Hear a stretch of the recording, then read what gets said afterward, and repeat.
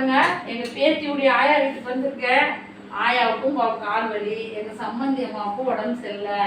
சரி எல்லாரும் உட்காருங்க, விடவே மாட்டேன்ட்டாங்க அடுப்புக்கிட்ட. அதனால சரி நான் கஞ்சி காய்ச்சி குடிச்சிக்கலாம் அப்படின்னு நான் 1 டம்ளர் பால் ஊற்றிருக்கேன், 1 டம்ளர் தண்ணி ஊற்றினேன். என்ன சத்து மாவு எங்கம்மா? ஏங்க வீடியோவில் வாங்க, இதில் என்ன இருக்கு?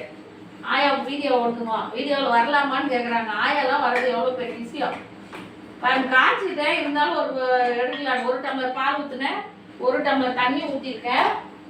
இன்னும் கூட கொஞ்சம் ஊற்றிக்கலாம், கெட்டியாக இருக்குது. இது பாருங்க, என்ன மாவுன்னு தெரியலீங்களா? என்ன மாவு பேருங்க இருக்குது, பாக்கெட் எடுங்கம்மா.